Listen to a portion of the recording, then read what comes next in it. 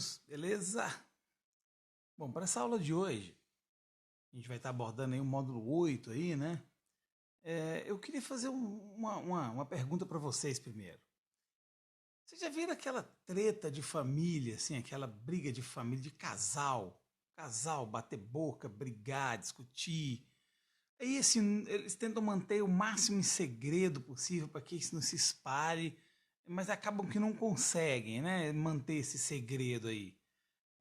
Agora vamos fazer o seguinte, pensa nessa treta, nessa briga de casal, mas vamos colocar aí países, em vez de casais, países, tá? Briga de países, países ali vizinhos, muito próximos. E vamos unir, misturar nisso aí muito ouro, muita prata, rotas comerciais, tráfico de escravos, pirataria, especiarias, açúcar, muito açúcar, tá? E vamos colocar misturado nisso aí ainda reis, rainhas, cada um querendo defender os seus interesses. É isso aí que relata o que era a América Portuguesa no século XVII. O século XVII ele vem preenchido por essas por essas é, por essas características aí de briga, de união. E essa a principal união que nós vamos falar aí nesse módulo vai ser a União Ibérica, que vai durar aí de 1580 a 1640, ou seja, 60 anos de União Ibérica, tá? Esse fato viria a mudar a história para sempre do mundo, não só a história nossa do Brasil, mas do mundo inteiro, ela viria a ser mudada por causa desse fato. Então vamos ao que foi esse contexto aí da União Ibérica. O que foi a União Ibérica, tá? A União Ibérica ela aconteceu ali em meados do século XVI, tá? Iniciando já no século XVI. E vamos falar do que acontecia nesse século XVI, tá? Para ter acontecido essa União Ibérica aí. Primeiro vamos falar da Espanha. A Espanha ela vinha de um sucesso da sua colonização na América. Tá? Hernán Cortés, quando chegou na América para colonizar a América, né, veio para colonizar a América Espanhola, Hernán Cortés encontrou aqui os astecas por volta ali de 1519 e com esses astecas uma quantidade muito grande de ouro e prata. Então a Espanha conseguiu sair muito na frente nessa colonização da América. Tá? A Espanha teve sucesso. Já Portugal passava por uma crise sem precedentes. Primeiro, Portugal, que antes era pioneiro nessas viagens marítimas ao Oriente para buscar especiarias, começava a ter uma concorrência muito forte de outros mercadores aí, tá? Entre eles a própria Espanha já começava a brigar, Gênova, Veneza eram cidades muito fortes no comércio.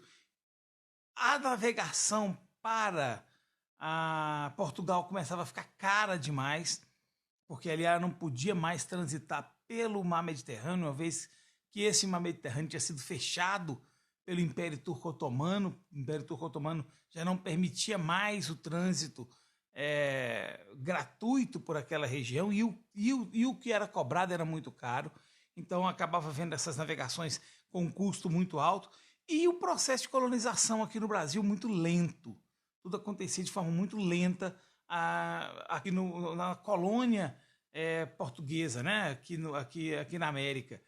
Aquelas capitanias hereditárias que não deram muito certo, os capitães donatários que desistiram das terras, não ter encontrado metais preciosos aqui no litoral já foi algo muito, muito sério, né? Algo que desinteressou muito Portugal por essas terras, porque o foco era o metalismo, a resistência dos indígenas. Os indígenas resistiam muito à colonização e principalmente a mão de obra era muito difícil.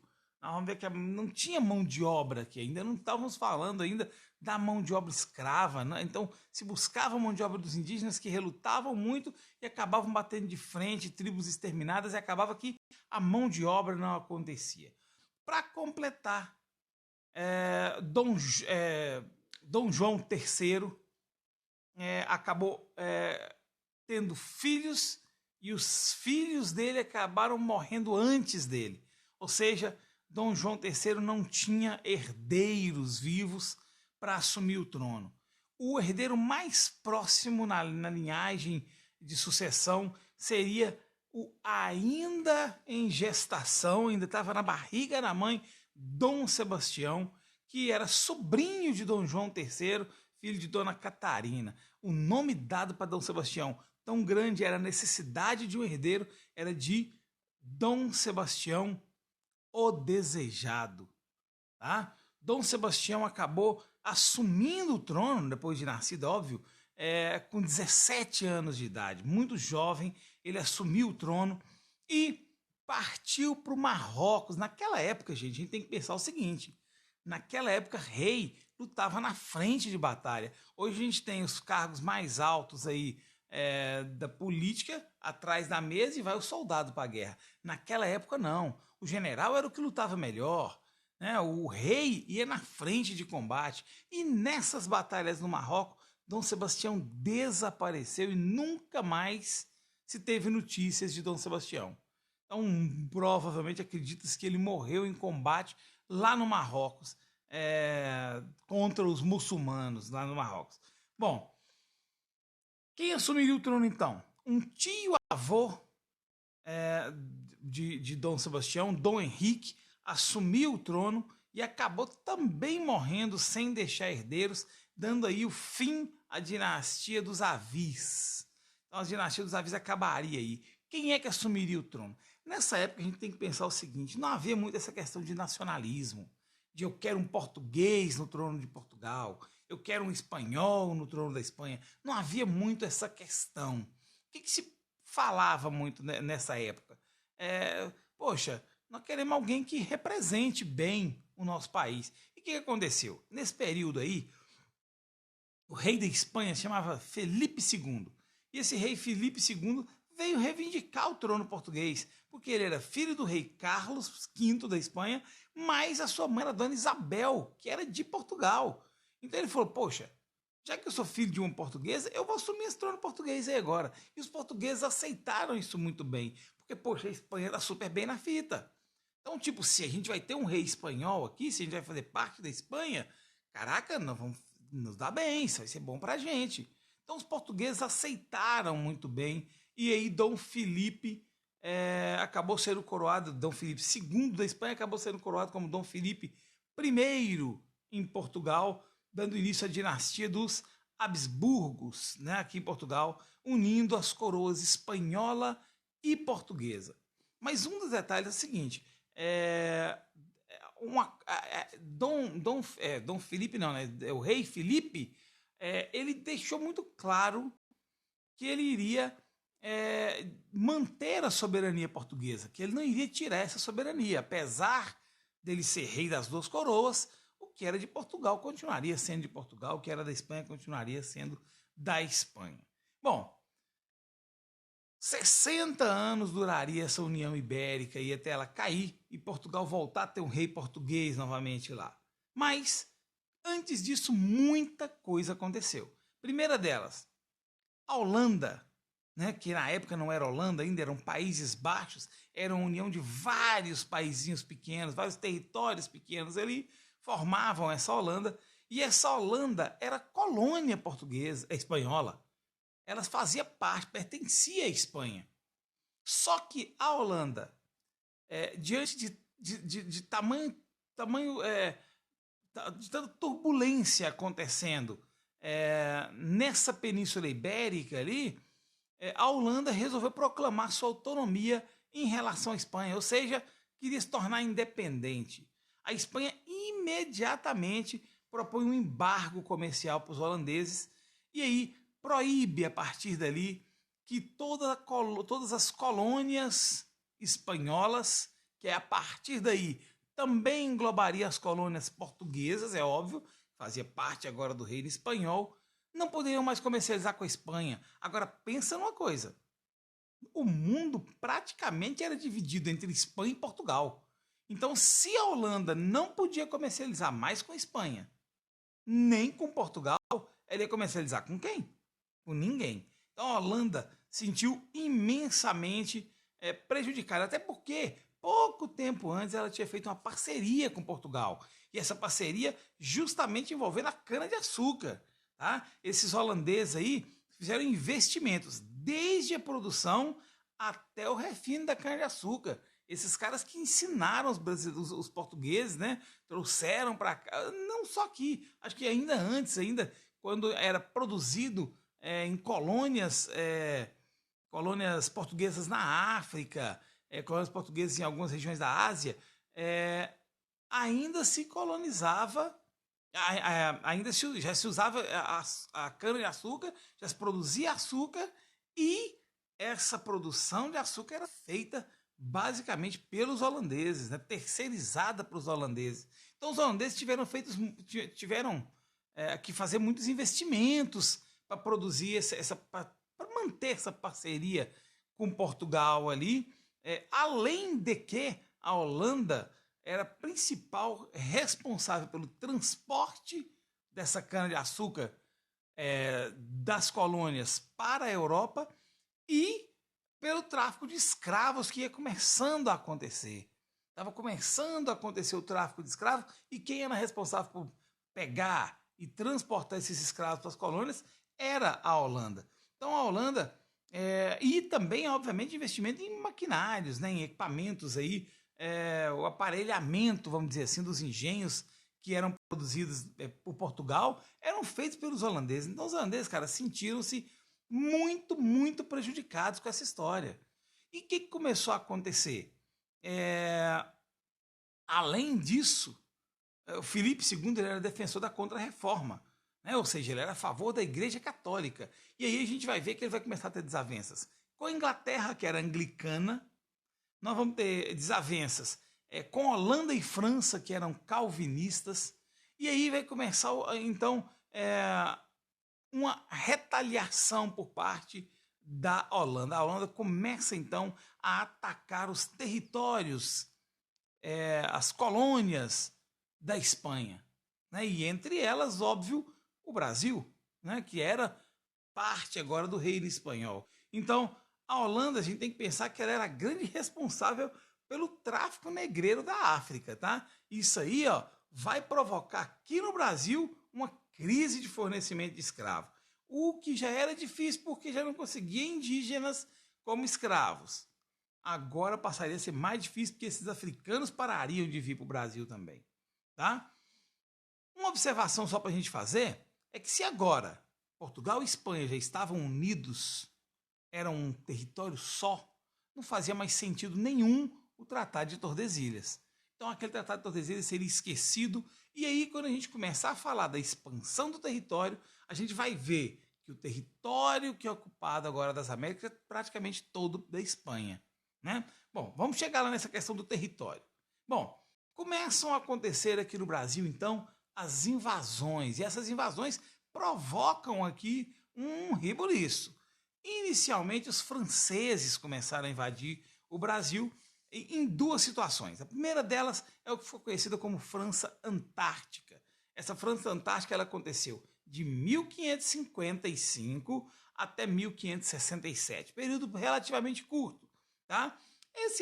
Essa invasão ela veio por parte da iniciativa privada. Quem bancou essa vinda desses franceses para o Brasil foi a elite calvinista da França, né? Os calvinistas lá na França bancaram com a finalidade aí, um contexto totalmente religioso, de trazer o anglicanismo para o Brasil, que até então ou não tinha religião ainda, porque estava praticamente ainda num princípio de colonização, os indígenas tinham suas próprias religiões, ou tinham religiões católicas aqui. Então, essa vinda desses franceses inicialmente visava essa questão religiosa, o contexto religioso, de mobilizar o calvinismo também para a América.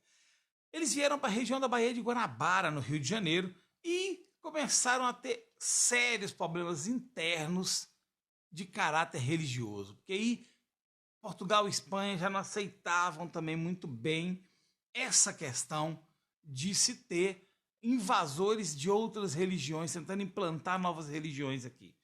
Em 1567, Estácio de Sá, que era sobrinho de Mendes Sá, que na época era o governador geral daqui do Brasil, né? Aí lembra que logo que as capitanias não deram certo, foi mandado um governo geral para o Brasil. Esse governador geral aqui era Mendes Sá, o sobrinho dele, Estácio de Sá, expulsou em 1567 esses franceses da Baía de Guanabara. Bom, esses franceses voltariam novamente em 1612 e ficariam até 1616, no que ficaria conhecido como França Equinocial. Tá? O que era essa França Equinocial? Ela aconteceu lá no Maranhão. A gente tem que pensar que essa região do Maranhão ali, ela não era muito colonizada, ela era meio abandonada. Vamos pensar aqui que duas capitanias só deram certo, uma era de Pernambuco, que ficava muito abaixo do Maranhão, e a outra de São Vicente, que ficava no interior, no centro do Brasil praticamente. Então, lá para o Maranhão era meio largado. E aí vai ter essa colonização francesa lá no Maranhão, aí já bancada pelo Estado francês e, inclusive, criando no Maranhão a vila de São Luís, que hoje é a capital do Maranhão. Ela foi criada pelos franceses e o nome São Luís veio justamente em homenagem ao rei Luís, que era na França, né? Essa questão da colonização dessa região, essa busca dessa invasão francesa, no Maranhão, ela tinha dois focos. Primeiro, ela era muito estratégica, ela era próxima da Europa. Muito mais próxima da Europa do que o Rio de Janeiro, por exemplo. Então, mais fácil o trânsito ali. E outra, ela ficava na foz do rio Amazônia. Então, o que acontecia ali? O rio Amazonas, ele ia cortar praticamente toda a América e chegaria até o Peru, onde se encontrava a prata espanhola. Né? A Espanha ficou muito rica por causa dessa prata encontrada no Peru. Aí acompanha comigo. Se os portugueses dominassem essa foz do rio Amazônia, Amazonas, né, Amazônia, a foz do rio Amazonas, eles conseguiriam ter acesso direto a essa prata no Peru. Então eles conseguiriam talvez tomar essa região. O que aconteceu então?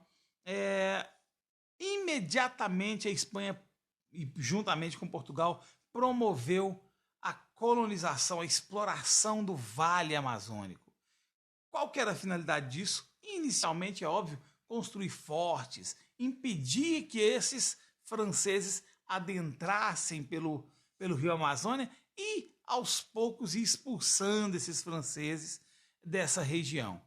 Em 1616, esses franceses acabaram sendo expulsos da região. Tá? Aí pensa assim, então aí acabou. Agora não teve problema com invasão? Teve, ainda teve os holandeses, né? A gente citou antes que começou a invadir as colônias espanholas. E aí vamos também ter duas fases, né? 3 fases, vamos colocar, desse período de invasão holandesa. A primeira fase dela aconteceu na Bahia, em 1624, foi até mais ou menos 1625, quando se criou, a Holanda criou, na verdade, 2 companhias, conhecidas como Companhia das Índias. Tá? Uma delas era a Companhia das Índias Orientais, que visava lutar em territórios onde tinham colônias espanholas na África e na Ásia. Então era a Companhia das Índias Orientais, estava lá no Oriente, e a Companhia das Índias Ocidentais, que teria um avanço sobre essa América portuguesa, que começaria a invadir o território brasileiro aqui.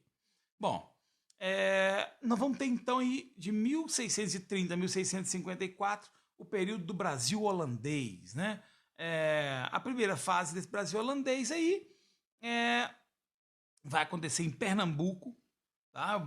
Vamos começar a colonizar Pernambuco, e aí vai haver um confronto entre os senhores de engenho, que eram ali descendentes de portugueses, muitos deles portugueses mesmo, que vinham para cá para comandar esses engenhos, e os holandeses. Vai ter conflito entre esses caras aí. Vai ter fazendas destruídas, muitos engenhos destruídos. Tá? Esses confrontos vão provocar muito prejuízo para os portugueses.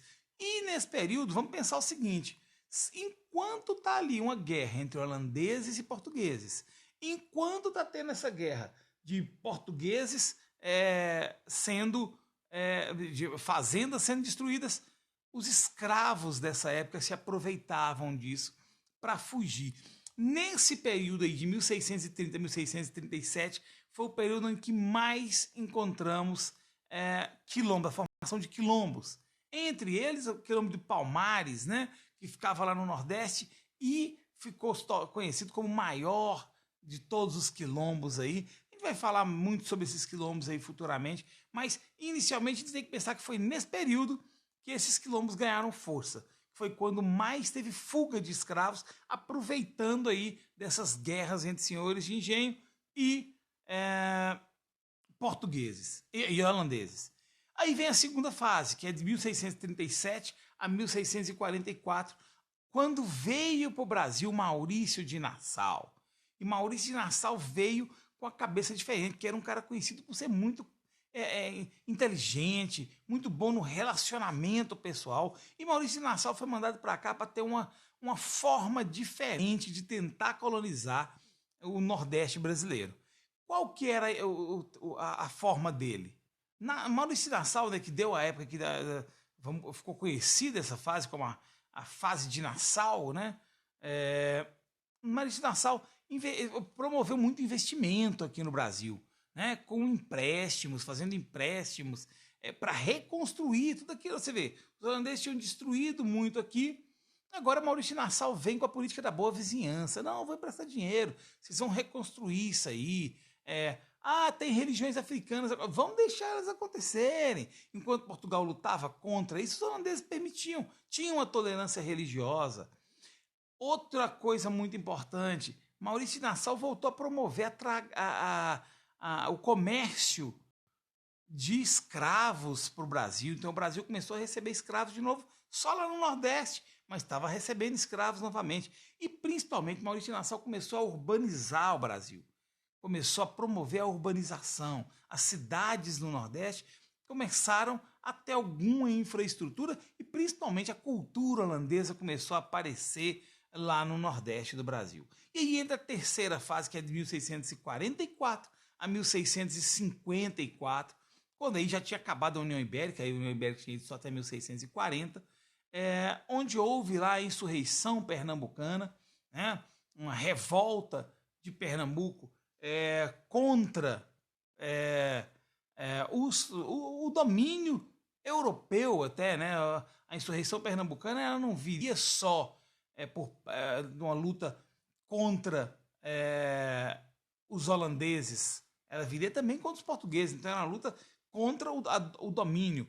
E nesse meio tempo acontecia ali a Guerra do Açúcar, né? Onde os senhores de engenho lutando contra os holandeses e esses senhores de engenho conseguindo expulsar esses holandeses aí do território brasileiro. Os holandeses iriam ir para Antilha, iriam promover uma grande concorrência com o açúcar brasileiro. Tanto essa concorrência foi forte que ela tirou o mercado de açúcar brasileiro da Europa. A Europa não comprava mais o açúcar brasileiro, só comprava esse açúcar das Antilhas que os holandeses produziam. Lembrando que esses holandeses já eram especialistas em produzir o açúcar, enquanto os portugueses dependiam desses holandeses. Então, essa açúcar brasileira acabou não tendo a mesma qualidade que a açúcar que é das Antilhas. O Brasil perdeu o grande comércio do açúcar para a Holanda. Então, o Brasil não oferecia mais o interessante do pau-brasil, não fornecia mais a condição de produzir cana-de-açúcar, não compensava mais, e não tinha metais preciosos aparentes. Então, o que começou a valer para o Brasil para Portugal? Nada. Brasil para Portugal não estava valendo muita coisa mais. Então, a única solução que Portugal teve foi o seguinte: já que nesse período em que havia aí a União Ibérica, aquele Tratado de Tordesilhas tinha sido esquecido, vamos tentar começar a entrar para o interior desse país, vamos ver, quem sabe a gente encontra aqui algum tipo de metal precioso no interior. Porque se a Espanha encontrou isso lá na região do Peru, de repente no interior do Brasil a gente encontra alguma coisa também. Então começou a acontecer no Brasil o que a gente chamou de bandeirantismo, né? Os bandeirantes começaram a acontecer. Bandeiras eram grandes expedições formadas geralmente por paulistas, pessoas que já viviam aqui no Brasil, que tinham conhecimento das tribos indígenas, que sabiam falar algumas línguas e tinham a coragem de entrar para o sertão brasileiro para promover o interesse português. E esse interesse português era muito variado. Tanto que nós vamos ter 4 modalidades de bandeira. A primeira delas era a bandeira apressador ou caçador de índio, né? Pela falta de mão de obra africana que tinha sido provocada pela invasão holandesa lá na crise com a Holanda, começou a se procurar índio para substituir essa mão de obra africana. Então, esse apressador, essa bandeira apressador, visava buscar e capturar tribos indígenas e colocar essas tribos como escravas. Tá? A segunda modalidade era o que a gente conhece como sertanismo de contrato, que visava o quê? Visava a captura dos escravos fujões. Aqueles escravos que fugiram durante o período da guerra com a Holanda ali, começou a ser perseguido por essas bandeiras de sertanismo de contrato. Né? Esses caras começaram a perseguir, destruir quilombos, prender novamente os escravos, capturar índios, fazer guerra contra as tribos indígenas, né? Destruir as tribos indígenas para que esses índios não tivessem para onde ir, acabassem sendo capturados pelos apressadores. E aí vem a terceira modalidade, que é o bandeirantismo prospector, que buscava riquezas. Esse aí sim, o foco deles era buscar riqueza, né? E tanto que esses caras acabaram encontrando aí o ouro no interior do Brasil, na região do Rio das Mortes, em Minas Gerais. Nessa região aí, esses bandeirantes conseguiram encontrar o tão sonhado ouro português. A quarta modalidade de bandeira que a gente tem é a bandeira de monções, que era aquela que vinha comprando e vendendo produtos de consumo básico para a colônia, como era o caso de arroz, feijão, farinha, sal, açúcar, óleo, fumo, cachaça, etc. Como é que esses caras conseguiam sobreviver? Em cada local onde se encontrava ouro, praticamente se fundava uma vila. E essa vila, para se buscar alimentos no litoral e levar para essa vila, buscar no litoral e levar para essa vila, era muito dispendioso. Dispendioso e perigoso, porque enfrentar o sertão não era fácil. Muitas bandeiras saíram e nunca voltaram. Então, não dava para arriscar. Então, essas bandeiras de monções eram responsáveis só por isso. Só por transitar levando alimentos, materiais de consumo básico para essas vilas que eram formadas em prol do minério. A gente tem que pensar aí, gente, que muitas dessas vilas viraram cidades futuramente. Ouro Preto, por exemplo, é uma, né, que acabou. Cidade de Goiás, aqui em Goiás, é outra cidade que se fundou. Paracatu se fundou em prol de um garimpo de ouro naquela região, de diamantes, né? Se encontrou também os diamantes na região de Minas Gerais.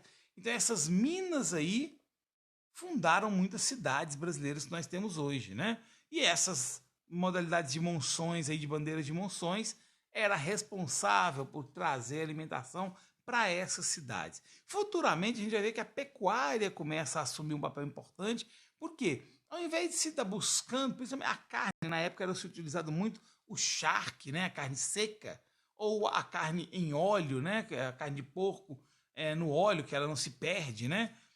E se transitava isso aí. Aos poucos, quando essas cidades foram se firmando, então, por exemplo, a cidade de Paracatu, por exemplo, aqui, se firmou ali, é uma vila que comprava muito. O que começou a acontecer? Começou a haver produção de pecuária próximo a essa cidade, justamente para alimentar essa cidade de carne, de couro, né, que era muito também as roupas dos bandeirantes, geralmente a maioria delas era uma roupa de couro, então se utilizava muito para isso.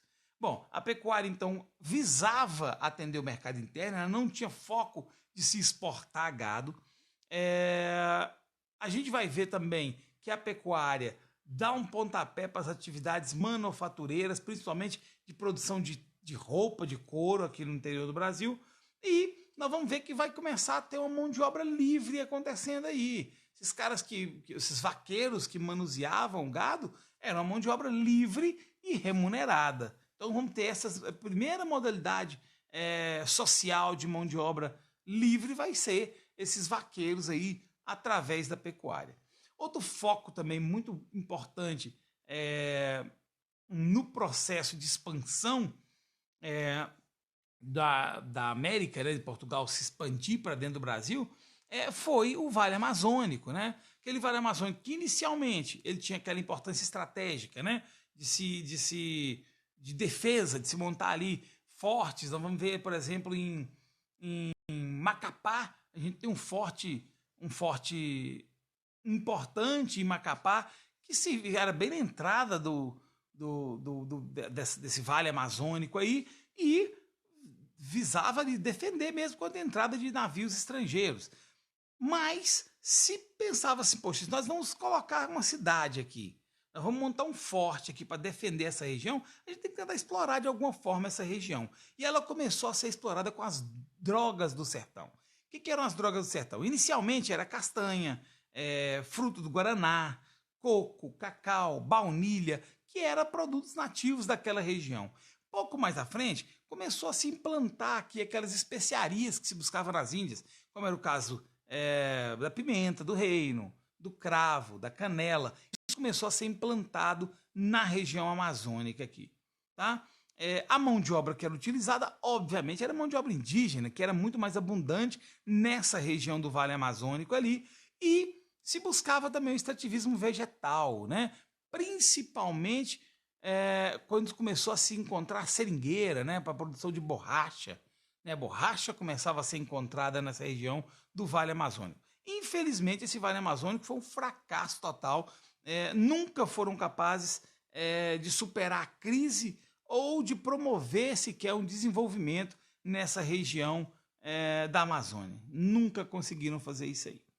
Bom, aí nós estamos vendo aqui agora que a União Ibérica já tinha acabado, já tinha se extinguido praticamente aquelas alianças, e Portugal já estava totalmente dentro do território espanhol.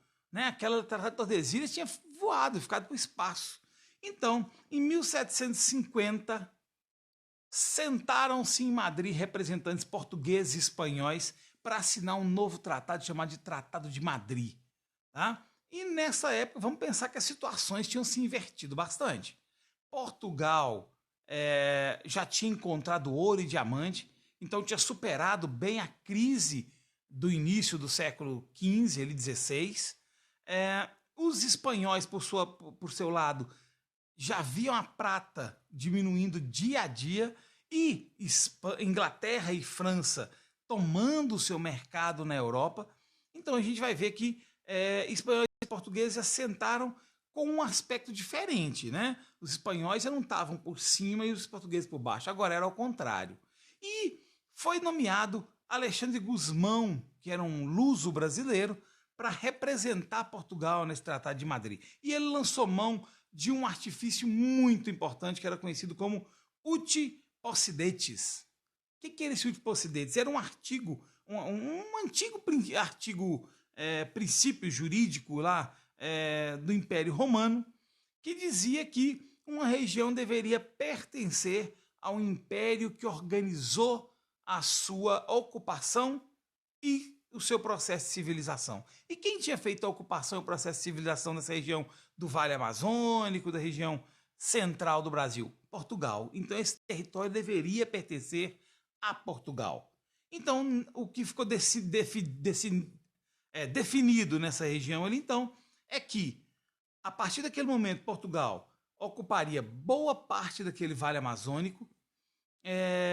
As regiões centrais do Mato Grosso, de Goiás, também seriam de Portugal, e os territórios mais ao sul, né, próxima à região dos Sete Povos das Missões. Esses Sete Povos das Missões ele era um aldeamento indígena fundado pelos jesuítas espanhóis na época ainda, na região do Rio Grande do Sul, né, que na época era conhecido por Rio Grande de São Pedro.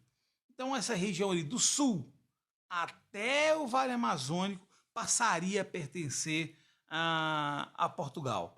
O restante da América continuaria nas mãos da Espanha. Ali a gente teria o fim desse desfecho entre Portugal e Espanha e o porquê do território brasileiro ter crescido tanto para o interior, além do Tratado de Tordesilhas. Façam as atividades do final do módulo. Próxima aula a gente volta já entrando aí no século XVIII, né? Como é que estava o Brasil no século XVIII? Isso aí é questão para a próxima aula. Valeu, meninos. Até mais. Bom dia para vocês.